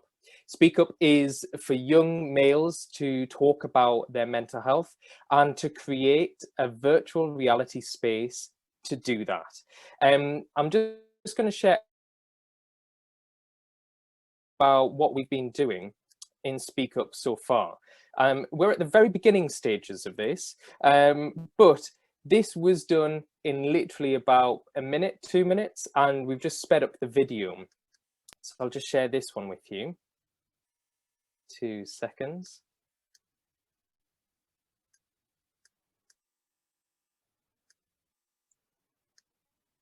think you can all see that. There we go. What do we want to sort of see being built? Could you make Peckham? What do you think depicts Peckham? There's quite a lot of gang violence in there, and Yeah. could you like make something that depicts that? So are you thinking like the blocks, the high rise, the area? Yeah. Yeah. So yeah, if maybe like a high rise. So even looking at this now, could you imagine maybe walking into a scene like that? What music would play if you was to walk into the scene? Probably like drill or something like that. That's wonderful. So just keep that in mind, because I'm even now this is a beautiful asset, and I can already see how you can create worlds, you can create emotions, and you can create you know, really bring out like how Peckham makes you feel. You could bring that out, but then you can also flip it on how you'd want it to make you feel, and stuff like that. So really do think about the opportunities there. So that's a tiny little clip from our Speak Up project. As you see there, it's got the VR Oculus headset, and we know that that's probably not going to be the best way to do it in kind of having a project in Valence House or in the Becontree estate, because COVID obviously sharing around the headsets. We were thinking about changing that up and maybe seeing how we can get everybody to access this kind of asset, this wonderful art on their phone. So we were changing that up of how we can make that augmented reality. So we're going to be taking some of these amazing stories and these amazing digital rooms from Speak Up and putting them on your phone. And we're going to be doing that in a couple of places around the estate. So Valence House obviously is one. But we're also thinking about in the green space, so opposite Valence House and the library. And basically, we actually want to hear from you. Where do you want to see an installation, one of these digital rooms on your phone? What does that mean for you to have a digital space, for you to explore mental health? We want to hear from you and your thoughts and see if we can kind of shape this with you. Yeah. I'd just like to hand over to Sam to say hello as well. Yeah. Hello, thanks, Robin. Yeah, like as Nikki said, she is very sadly leaving Green Shoes, and I'm going to do my best to step into the role. But one of the things which has been really, really clear to me tonight, what everybody's talking about, is the incredible creativity and just the amazing stories that are coming out of Becontree. Like, I think this is going to be a fantastic celebration, and I'm so excited that we get to be a part of it. And what's so interesting, just to pick up Robin was talking about, is the different ways that we communicate. Lockdown's been a really challenging time for all of us. I don't know about all of you, but this is how I've mainly communicated with people over the last year. And there's something that's been a very hard time, but also there's something to be gained in that. We wouldn't be having this webinar right now in the way that we are. We wouldn't have people from across the world joining us in the way that we are. I think that's really, really exciting. And that's something that we're really interested to explore going forward as well. But yeah, it's such an exciting time for Becontree and for all of us. And I can't wait to see what happens whenever we all come out of lockdown together. But yeah.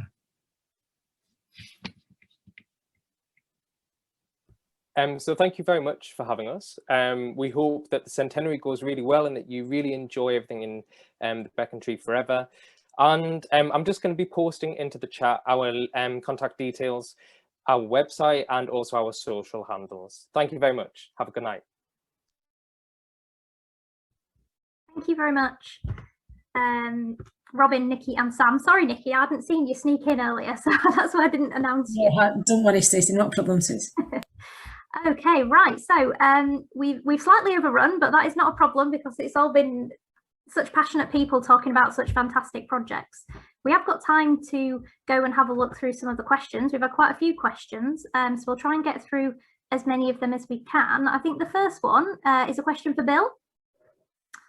This is from someone who lives and works in the borough, and they recently moved onto the estate, and they want to know why some of the houses are timber construction. Are the wooden houses based on anything? Okay, good question actually. Well spotted. There's actually 200 timber houses on the estate. At one stage, they was thinking of putting lots and lots of timber houses on there. They went to look at Scandinavian properties and come back with the idea, but the trade unions weren't too keen on the idea. So they only got 200, and they're spread all over the estate. They're mainly in pairs, you'll find, semi-detached. And we did quite a large project about 30 years ago, upgrading all the timber properties inside and outside. So they are really, really nice properties. Fantastic, thanks, Bill. And then we've got a question for the East End Women's Museum ladies. How do you think the stories of women who have lived and worked on Becontree throughout its history will inspire or support women today? So we're looking for stories of ordinary women, people just like us, basically, and those who have quietly shaped society and life, and making small differences in their own way. I know we've heard some incredible people in Bill's talk, but it's those really personal life experiences, and it's women empowering women, sharing these stories of everyday things. Rachel, did you want to add anything? No, I mean, I just say there's that wonderful phrase, if you can't see it, you can't be it. And we still have such a paucity of representation. So they say that only 0.5% of recorded history is women's history. And I think we need to see women, and girls need to see what women have done and contributed, and have that recognised just as much as the men. Here. And a follow-up question to that, someone would like to know, do you have an opening date for when the museum's going to be open? Not a specific opening date. It's been quite a challenging year, as you might imagine, but we're set to open in about a year's time, and yeah, we will kind of let you know when we have a specific date, and hopefully you'll all come visit. Don't worry, we'll be there. We'll all be there. Yes. This is a question for Charlie. Someone would like to hear more about the radio station that's being set up for Becontree, sort of what it's going to be about. Spoken word, music, creative. Will it be broadcast online? Is that one for you, Marika? Is that yeah. That's yeah. So the radio station is what we're doing at the moment. Is we're going to be employing somebody to run it. Somebody we hope that will be a local resident, and it will be their job to basically kind of bring together all sorts of strands of activity. So if a local resident wants to suggest a programme, or a local group, perhaps working with Green Shoes or the White House, have a project they want to share, then that it's supposed to be a kind of open, really porous, accessible resource for everybody. The idea is it's going to be permanent, and that out of this year we'll start to a kind of structure will emerge. And when the radio station's set up, that's going to be done collaboratively with local people. Spoken word, yes. Music, yes. I'm not sure personally whether it's going to be broadcast online. I would have thought almost certainly yes, and that means it will be really accessible to people outside of the borough as well.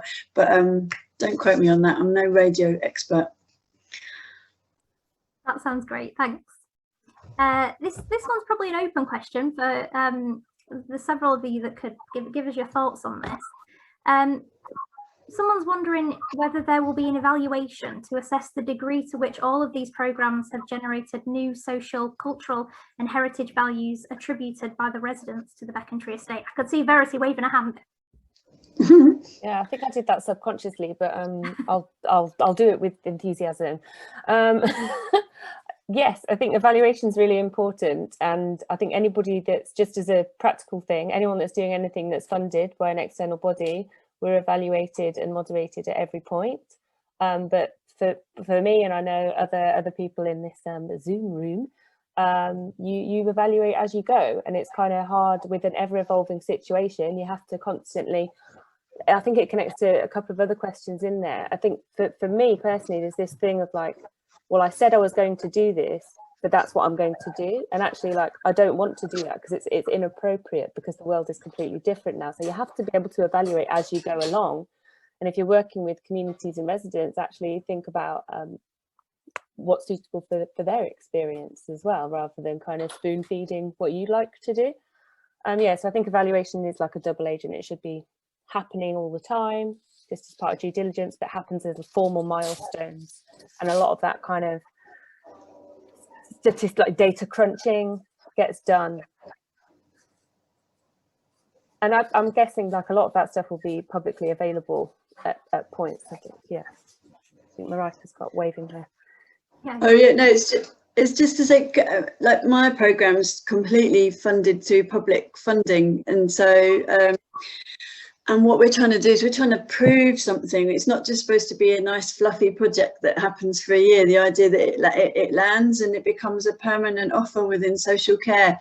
And I suppose what we're all trying to do really is make the point that really meaningful art and creativity is made by all sorts of people, can be sorts of people, can be owned by all sorts of people, and we want to prove that that's the case. So my program's really evaluated, exhaustingly evaluated, in the sense that we're trying to prove what impact this work has directly on young people and users of social care. I'm sure as Verity says, I'm sure we're all evaluating. And just to add to that, I think it goes without saying, but we might as well just say it's just as important, this idea of temporary things into permanent, just as important what's left behind as opposed to what's happening this year. I think, you know, like, this has to be sensitivities. There's huge sensitivities with this year, with the world the way it is, as to what I don't know, my capacity at the moment is completely wild, like for what you can actually do or want to do or what you're interested in. So I think it's a longer game, you know, it has to be a much longer strategy of what you do versus what's left behind. Absolutely, and I think that links into a couple of similar questions that we've had regarding the idea behind how do we sustain momentum beyond the centenary. I don't know if anyone wants to add anything else to that. I don't mind saying something about it, so you're probably sick of hearing from me though. So, I mean, everything, it's a bit tricky for us as partners presenting about this festival, because we're just the Becontree, because we're all small parts of a big project and none of us are actually organising Becontree Forever. But in my case, the whole point about what I'm doing is about permanent change. And I know the White House is a permanent fixture on the Becontree, and I know the East End Women's Museum is hoping to be here forever. And in Verity's case, this work has been going on for years and years and years, and green stews are really embedded. So we're all really good examples of projects that are committed to the kind of to forever, I suppose. Yeah. Yeah, at the East End. Sorry. At the East End Women's Museum, we're looking to embed any learning from this project into the future engagement programs that we run in the new space. And this co-created heritage approach is what we'd like to continue. Yeah, I think I'd just echo that. Like, yeah, we're obviously a building that's on Becontree, and we've been running for a number of years, and really kind of trying to build up, build and grow relationships with residents, with members of the community. So this is just part of that ongoing work, and it's I guess we're theming the work around the centenary for this year, but it will carry on, you know, and that space is still there as a resource for people to use and come and work and meet and gather in. That's great. Yeah, I guess I'm just going to kind of echo what everyone else has said, but our project originally actually came out of community consultation. So this was in consultation with young people, and that's why our project started. And so we are very much about responding to local need and to local demand. And so, you know, participants, people who are watching, if there is something that you're like, this needs to happen in Becontree, come and talk to us about it. I'm not saying that it'll happen tomorrow or overnight, but, you know, and Speak Up isn't something that was brought to our attention just last month. It's been an ongoing process to get the programme right, but we are all about supporting local people. And so if there is something that we can potentially help get a project off the ground and then to embed it as part of our ongoing activity.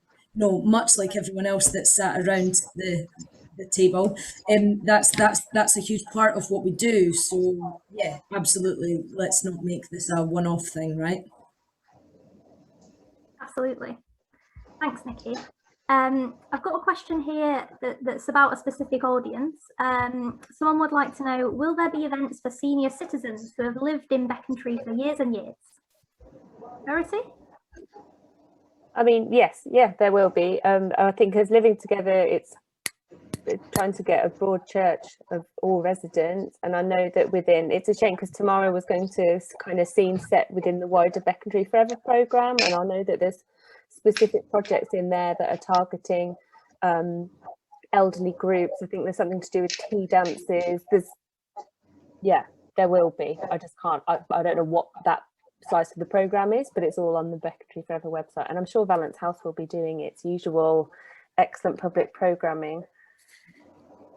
We sure will. We can't wait to get back to, as much as this is very exciting, this is a new frontier for us. We can't wait to get back at the East End Women's Museum, we're really excited to hear from older women that are living in Becontree as well. So please do get in touch if you'd like to share your stories. Fantastic. Yeah, we will have a number of kind of, workshops and open events that will be for older people. So from the Becontree Tea project that I mentioned with Sadia, to the bunting making with Serena, as well as the kind of other specific stuff we're doing for young people with Newtown culture. So we've kind of tried to design the programme where there is something that everyone can connect with and engage with in a certain way. So we'll be kind of updating things on our website and look out for kind of posters and leaflets in venues when they reopen. Could I just say something, please, Stacey? Is that okay? Yeah, of course. Okay. Well, I would say on the 90-year celebration 10 years ago, we had quite a big function at the town hall in Barking. We had the 2 MPs there and the mayor. I was able to give a talk, and the old people there all told us their stories. And that was so good. They told us all about their time on the Becontree estate. And that sort of stuff needs to be captured, as we know. We are doing that very, very well now. But perhaps that could be another thought to celebrate again by getting those people to meet the top players in Barking and Dagenham to get their thanks for being in touch with residents. An idea. Yeah, definitely. It's a great idea. Did you have your hand up, Sam? No, just moving. Okay. I thought we'd finish up with a question for Bill, because there's been a lot of comments in the question and answer, which is about Bill's famous tours that he does around the borough. Are there plans to resume those, Bill? How do we book? When are they happening? Give us the lowdown. Okay, here's the lowdown. We only normally do it once a year. It's always London Open House weekend, always in September. It's advertised quite widely by London Open House and also local literature, Dagenham Post, etc. We never ever charge for it. The cost of a coach is funded by the local authority, always has been, and hopefully it will be again this year, subject to the famous, are we going to be able to do it with COVID, etc. We always leave, as I said before, I think 10 o'clock on a Sunday morning from the Civic Centre. We started off doing a 2 or 3 hour tour, and it's now 4 or 5 hours. It goes on, and we do visit some lovely places, such as Valence House, such as Kingsley Hall, empty properties, and we see the whole of the Becontree estate in that time. So it's a freebie, basically. But one rule we've always gone by is we never, ever take bookings. It's the first 50 people to arrive, get on that coach. So some years, I'm afraid, if you get more than 50, you won't get on the coach. But what we have done in the past, we've had people following the coach in their cars, and they're going to places like Valence House and Kingsley Hall and hearing the talks there. Because we have Mark Watson at Valence House gives a wonderful talk all about Valence House, and a guy called Tony Lucas does the same at Kingsley Hall, and they are passionate about their subject. It's really, really worth seeing. I was hoping this year, as part of our centenary, we'd do more than one coach tour. So I'll be trying to twist the right arms if I can to get some finance for coaches. I'm quite willing to do it. I'm really, really glad people are interested in going on it. We get so many interesting people on the coach. We get people coming back to the borough from many years away. We've had students doing their degrees in planning or housing. We've had Japanese and American tourists coming to London and seeing there's a free tour and coming down from London. So it's a right eclectic mix really of people. So please do keep your eyes open for coach tours, and it will be in the local media. Thanks, Bill. 50 people in COVID time sounds like a lot of people, doesn't it? It's hard to imagine them all together after the year that we've had. Yeah.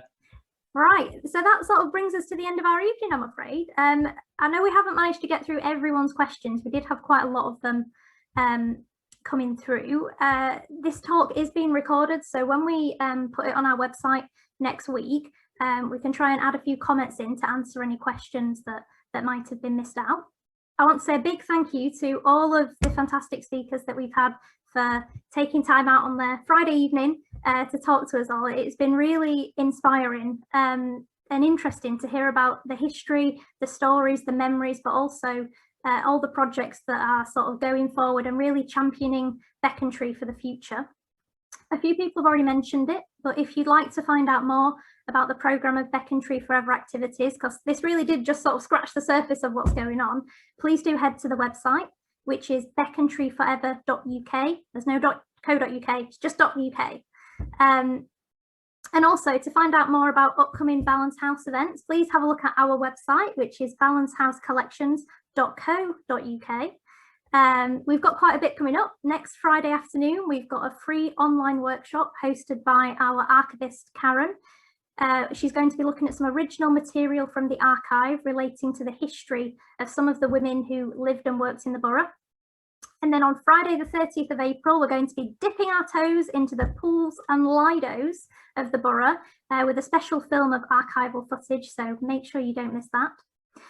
But fingers crossed that everything keeps going ahead to plan according to the government roadmap that has been laid out, because we hope to be able to welcome you back to Balance House in person on Tuesday, the 18th of May. So please do keep an eye out on our website and on social media channels for further updates. But in the meantime, just thank you again, everyone, for coming. It's been a fabulous evening.